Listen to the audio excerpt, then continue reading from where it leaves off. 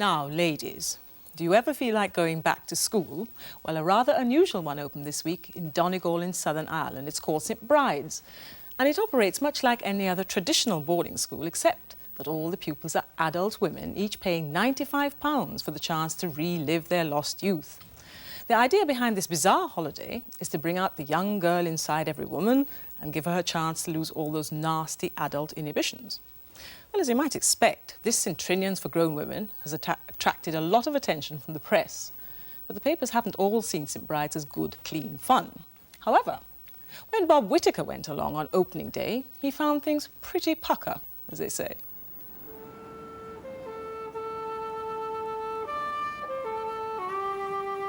A really spiffing place, jolly exciting. And for Hermione, Daphne and Dawn Marie, the beginning of a new adventure, the first day at St Bride's. And look who's waiting for them on the steps, just like any nervous school chum.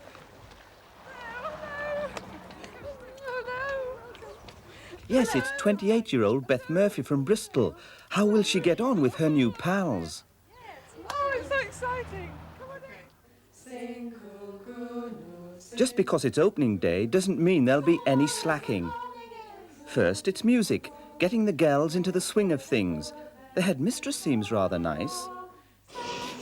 Stop sniggering now. There's nothing funny about it, is there?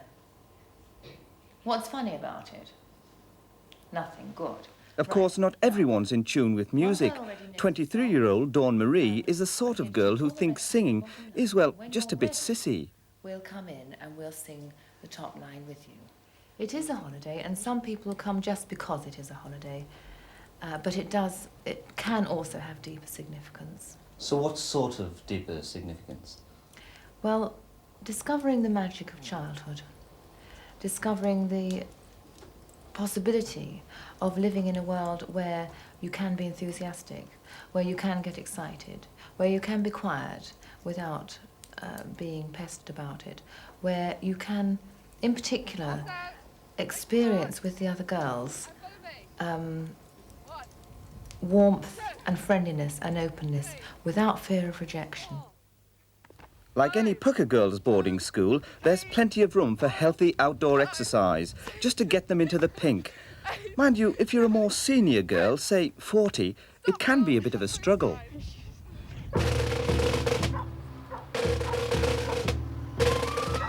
After lunch, it was going to be boring old maths. But what a corking treat. Those quaint locals have turned up, and they're awfully friendly. Gosh, they really do think it's super to have a new school in the village. I should like to thank you all for coming here today to be present at the opening of our school. And when the doors of the school are opened, we look forward, thinking of the many girls who will pass in and out of that same door in the years to come. The response from the local community here at Burton Port to St Bride's is one of admiration and enthusiasm that such a school has been founded here. The picturesque russes in the heartland of Donegal, with its seemingly endless stretches of unspoiled beaches and panoramic sea vistas, has steadily gained a reputation as one of Ireland's, and indeed Europe's, most beautiful and inexpensive places to holiday. That local mayor was terribly sweet about the whole thing, although he did seem to go on a jolly long time about what's here for the local tourists. Backed up by homely farmhouse accommodation, excellent fishing facilities, there are over 100 lakes in the Rosses. Still, he eventually got round to St Bride's. And I now have great pleasure in formally declaring St Bride's officially open.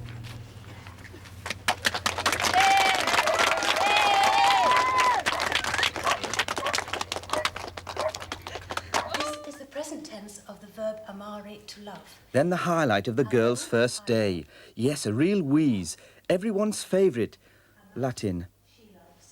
Amamus. Well, after all, I suppose it's important a girl gets a good grounding, especially when it's costing Pater £95 a week to send his offspring here. Beth from Bristol is doing particularly well. A real swot, setting a jolly good example. End of lessons, and the traditional ladylike dash for the fresh air. Oh, but really, that Dawn Marie is turning into a real tomboy. Dawn Marie, you go back upstairs. You write 100 lines. I must not act in an unladylike manner. You give it to me by 6 o'clock. Yes, Off you ma'am. go. Rest of you continue in a more dignified manner. Let the world go drifting by, the moon, the stars, the sky. Hello. Can you turn that off, please? Oh, Dawn. Come on, turn it off. Oh, you haven't got more lines, have you? Yeah. How many this time? 100 for 6 p.m. Oh, 100. That's... Beth's reading again. A real bookworm and goody-goody she's turning into. She has all the makings of a head prefect. Of course, in real life, she is a teacher. Yes, well, there is a child inside all of us, isn't there? I mean, inside me, inside you. Isn't there a little boy who doesn't love to catch the paddle? Oh, I'm not in it, oh my goodness! I mean, really, we can do all sorts of things. Once you let go, you know, lose your self-consciousness, let go, and there you are, your child, you can do what you like. But when you enter the world of St. Bride's, put on the uniform, sleep in the dorm, go to the classroom, get told off by the headmistress. It's an entire world, and it envelops you.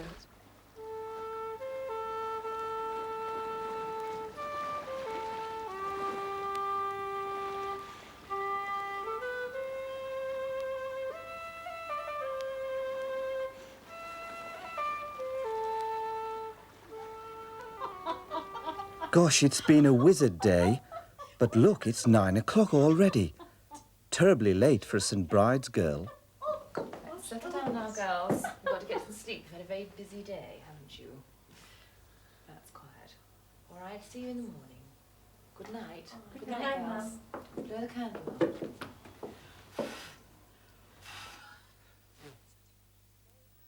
I simply don't believe it.